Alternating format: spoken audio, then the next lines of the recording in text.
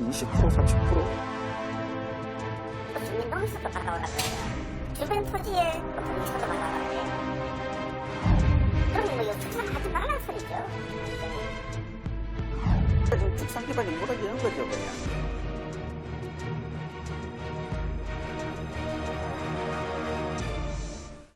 무허가 축사 적법화 시한 만료를 앞두고 경북도는 최근 적법화 시행률이 90% 정도라고 발표했습니다.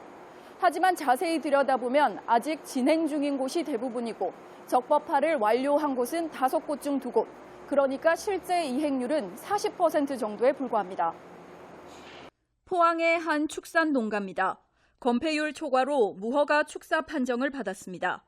자연 녹지 지역의 경우 대지 면적의 20%까지만 건축을 할 수 있는데 이를 어긴 겁니다. 허가를 받으려면 축사의 절반을 허물어야 할 판입니다. 철거를 꽤 좀 많이 해야 되고 뭐 다른 부분도 이렇게 손을 많이 대야 돼요. 건축비가 뭐 한 몇천만 원, 수천만 원 될 겁니다. 그것도. 경주에 있는 또 다른 농가도 건폐율이 문제가 됐습니다.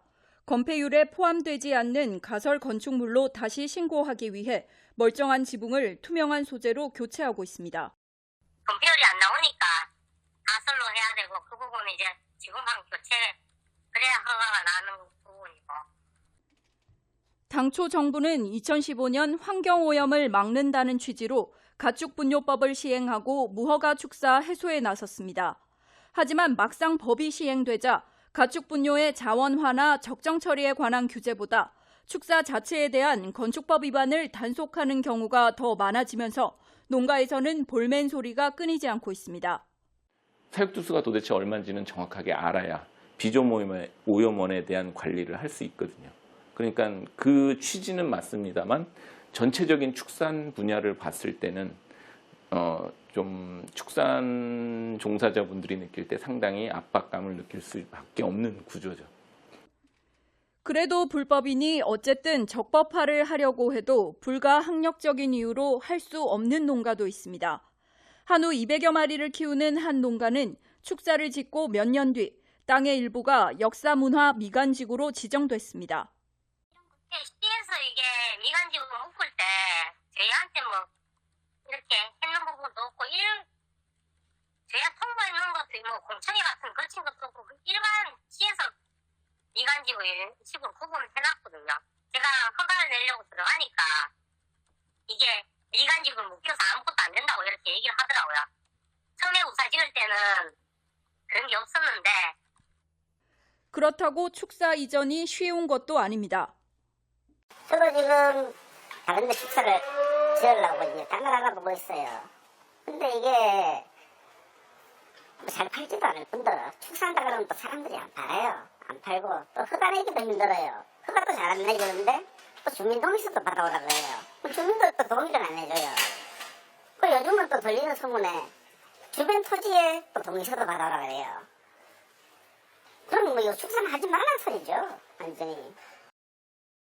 축사 진입로가 하천부지로 묶여 있어 어쩔 수 없이 농장을 신축 이전한 이 농가는 새로운 부지를 알아보는 데만 3년이 걸렸다고 말합니다.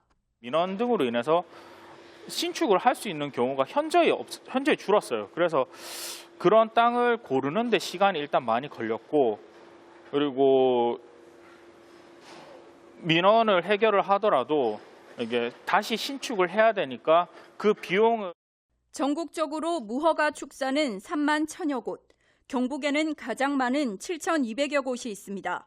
지난달 기준으로 적법화를 완료한 경북도 내 농가는 2,900여 곳, 40% 정도에 불과합니다. 대부분은 이제 측량 중이거나 설계 도면을 작성하는 중인데 실제 적법화로 이어질지는 미지수입니다. 완료한 사람은 지금 손에 꼽아요, 지금. 그러니까 뭐 저번에 뭐 뉴스 보니까 뭐 완료율 80% 뭐 그러던데 그거는 말도 안 되는 소리고. 이행률이 지지부진하자 정부는 지난주 측량 등 무허가 시설 개선을 시작이라도 하면 추가로 기한을 또 연장해주겠다는 방침을 밝혔습니다. 하지만 축사가 그린벨트 지역에 있거나 주변에 문화재, 상수도, 학교 등이 있어 적법화를 하고 싶어도 하지 못하는 농가들에 대한 구제 방안은 이번에도 없습니다. 제가 뭐 강제로 이전이나 폐쇄를 할 수 없는 부분이기 때문에 이런 부분들은 그 뭐 이 폐업 유도를 하고 있는 상황이지만 어떻게 강제로 할 수 있는 부분은 좀 없습니다. 일부 농가는 실제 복잡한 절차나 비용 부담으로 폐업을 고민 중입니다. 경북 100여 곳을 포함해 전국적으로 1000여 곳이 이미 폐업을 결정했습니다. 전체 축산인들이 다 뜯어야 되는 판국이면은 소가 송수출하가 될 거란 말입니다. 그리고 그 소가 들어갈 데도 없어요. 그러면 뭐 전부 다 고축을 하든지 그렇게 해야 될 건데 그것도 이제 현실적으로 맞지도 않고 지금 축산 기반이 무너지는 거죠, 그냥.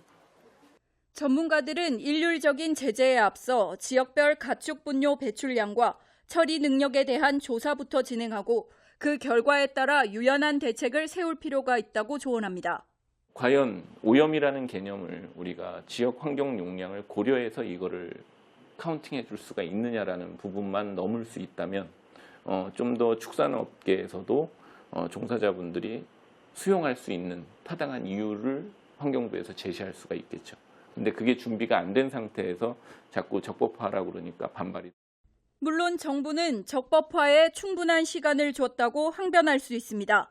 하지만 축산 농민들의 반발을 고려한 단순 시간 끌기에 그치지 않기 위해서는 좀 더 적극적인 행정, 재정적 뒷받침이 필요해 보입니다. 헬로티비 뉴스 박은경입니다.